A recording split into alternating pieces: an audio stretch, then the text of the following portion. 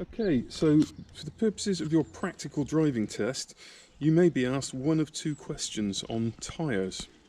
So the first of those questions would be, tell me where you'd find the information for recommended tyre pressures for this car and how tyre pressures should be checked.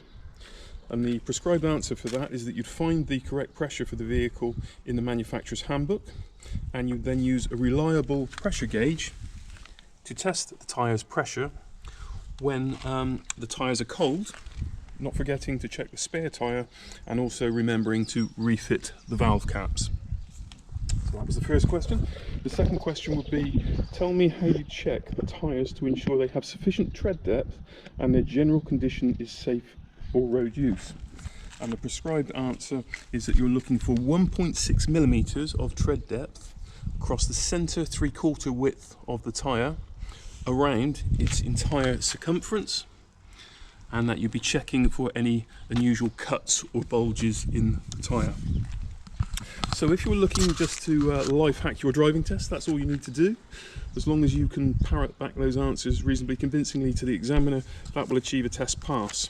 So if that's all you're aiming for, then you can really switch off this video now. However, just before you do, it is worth having a quick look at page 129 of the Highway Code, which highlights your legal option as a new driver to ensure that your tyres are correctly inflated and achieve at least the minimum tread depth. Failure to do so on the tread depth will result in a £2,500 fine for each tyre that is below that legal minimum, as a reflection of how serious it is to safety.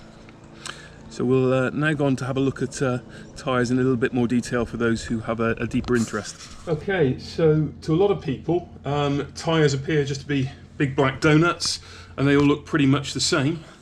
But if you are serious about your driving, or just serious about your own safety, having a slightly more detailed understanding of tyres and perhaps not just buying them on price and whichever one's cheapest is quite a sensible move. So in the rest of this video, we're going to have a look at just a little bit more detail of things you might not know about tyres. First thing you need to know about doing the basic checks as prescribed in the Highway Code for tread depth and pressure measurements. You are going to need some basic tools for that, and the tools we use, quite simply, you don't actually need anything more complicated than this, but these particular ones are a simple tyre pressure gauge pencil, which we'll come on to have a look at in a minute, and a tread depth gauge. Now, without doing any brand plugs here, the company we choose to buy from is a company called PCL, based in Sheffield. And the reason for that is because a lot of the professional tyre pressure gauges, as you can see here, are also made by PCL. So you'd hope these guys know what they're talking about. And crucially with these sort of gauges, accuracy is key. You know, a tyre pressure gauge that doesn't give you an accurate reading is about as much use as a clock that doesn't tell the right time. So whichever product you choose, make sure it does have good calibration figures for its accuracy. And all we do is remove the valve cap, and then we push the pencil gauge and it pops out. You can then remove it, and then you can see here got 30 psi, 1, 2, 3, 4. So that tyre is measuring correctly as it should, according with its handbook, 34 psi. The advantage of some of the more modern digital gauges is obviously in a dark garage environment, it can often be a little bit hard to read these numbers. So depending on where you're doing it, it may be a digital readout, may be easier for you to see. But generally this is fine if you are in a light environment. And now, having checked your tyre pressures, it's essential to refit the valve cap. If you just see, this is the valve, and if I press that, you probably hear the air coming out. So if you don't have this valve cap on and all the road muck and mess gets in there and starts making your valve leak, your tyre will then go down. So whilst it looks like a tiny bit of plastic, it serves a crucial role in the car's safety. So always reinsert that. Typically, tyres will lose pressure maybe a PSI or so a month. All you really need to put that back in is a simple foot pump. So just to demonstrate that, you then connect that to the valve. This one is a screw fit.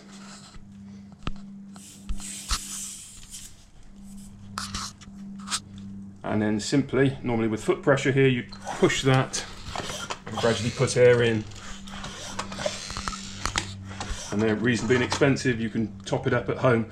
The only thing with most of these gauges, most of these pumps, the gauges aren't particularly accurate.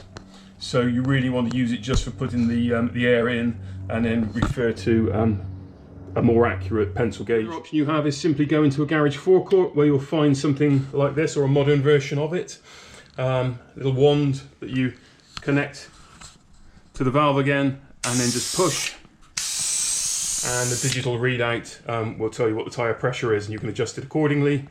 The key thing to be aware of is that you shouldn't have driven your car too far to get to the petrol station, so you do want to be doing this at your local petrol station, so the tyres are reasonably cold when you do it. So that was checking the tyre's pressure. Now we're going to have a look at checking its tread depth. So these grooves, these channels, and they come in various patterns, but this is the tread of a tyre, and it's designed to dispel water.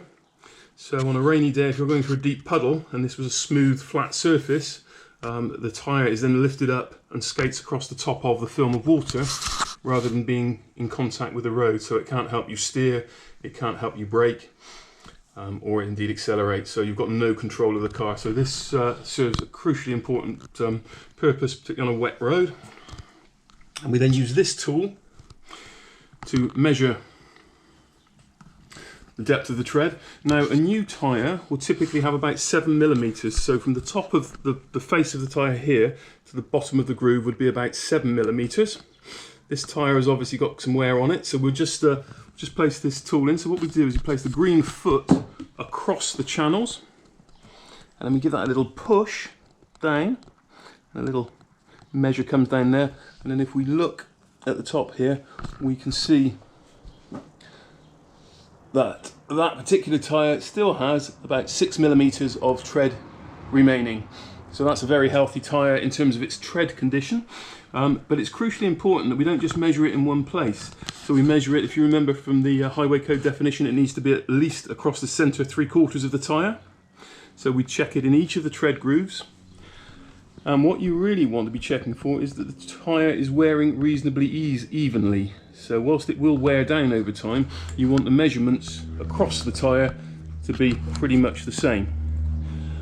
If it's not, it suggests either the tyre has been over or under inflated, or there is something wrong with the tracking and alignment of your car, so you need that checked by a garage or wheel alignment centre. The other thing to be aware of in the groove channels, at various points around it, you will see raised blocks, which are known as the tread wear indicators, or you may find a marking on the sidewall that relates to TWI, so tread wear indicator. And that again is an indication of the absolute minimum. When this part of the tyre is worn flush and level with that tread wear indicator line, it really is the time to be getting shot of your tyres. But as I say, the highway code refers to the absolute legal minimum. Most road safety and motoring organisations would suggest that rather than 1.6 millimeters, the safe minimum is 3 millimeters of tread. So again, bear that in mind when you're deciding when to change your tyres. The thing we discussed in the driving test question was inspecting for any bulges or damage.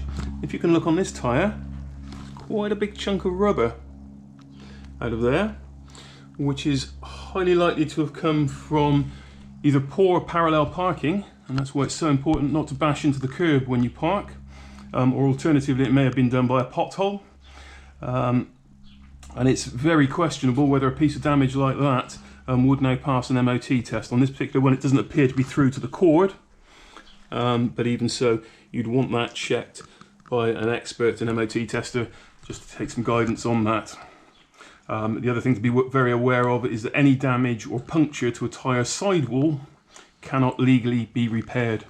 So again, it makes a case for being very precise with your parallel parking and not bashing up and down curbs, because it can become extremely expensive as well as dangerous. So the next thing to introduce you to are the markings you'll find around the sidewall of a car's tyre.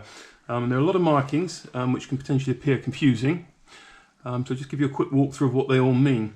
First code, really important code to identify, is a 4-digit number, normally in a lozenge, And so for this particular one, as you can see, it's 4710.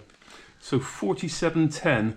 What that relates to is when this tyre was made. So it was made in week 47. The first two digits stand for the week. So week 47 of a 52-week year. And the last two digits, in this case 10, indicate that this tyre was made in 2010. So despite this tyre having only used about 1 mil of its tread depth, as we checked earlier, this tyre is in fact 10 years old. And this is something you've got to be extremely careful of as a new driver, particularly if you've inherited a car from a grandparent or elderly relation who's stopped driving. So in the latter years of their driving, they may not have been using the car very much, or it may have sat in the garage for a number of years, so the tread depth won't have worn out, but the tyres will be aging and the rubber compound will be perishing.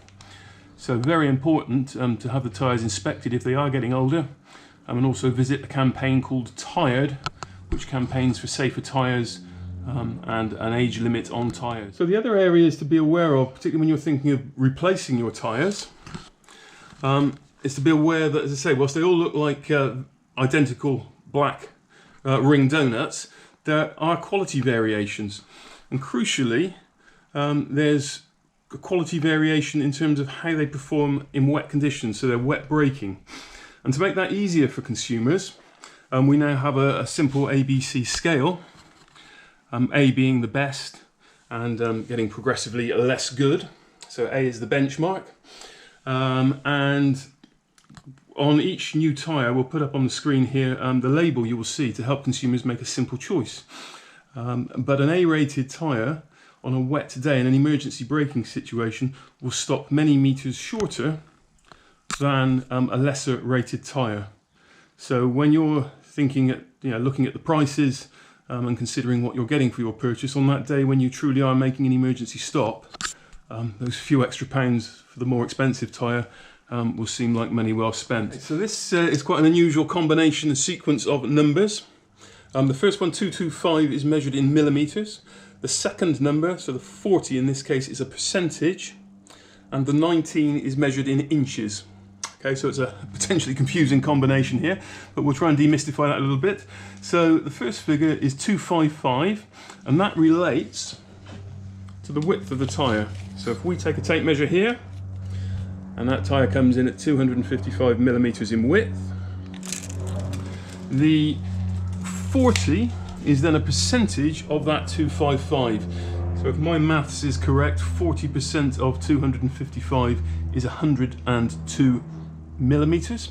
So if we now relate that to the bare tyre, that's going to be just over 10 centimeters. Bearing in mind this tyre has lost a few millimeters from wear, but we take that down to the edge of the rim there, and when that was new, that would have been about 102 millimeters, as is illustrated there. And then the last number on this tyre, and this is the one everyone gets excited about, this is 19. So this is a 19-inch wheel, and if we measure the inner part of the rim on this tyre, you can see that is 19 inches. What to be aware of is the larger the wheel, the narrower depth of sidewall you've got. Now for sporting driving, that may well be good because it removes flex from the sidewall. If you've got a deeper sidewall that's made of rubber, it will flex more. So if you want sporty driving, an immediate reaction from your steering, then that's a good thing. However, on a daily basis on UK roads when there are a lot of potholes, a slightly smaller metal wheel with a deeper depth of rubber sidewall will give you a more cushioning ride. In the UK, particularly as a market, as a motoring market, we do have a bit of an obsession with large wheels. I can relate to that myself. Large wheels do look nice. But if you're a new driver with a new car and you're trying to balance a limited budget, by far and away the best place to spend your money is on quality rubber that goes around the wheel rather than the wheel itself. Quality A-rated tyres will enhance the performance in all areas of your driving, from accelerating and the grip you need to accelerate, from braking, reducing your stopping distances, and then turning. Everything we do through the car is connected to the road through the tyre itself. So as we said, if you want to speed up or slow down or change direction, it is all determined by the grip of the tyre.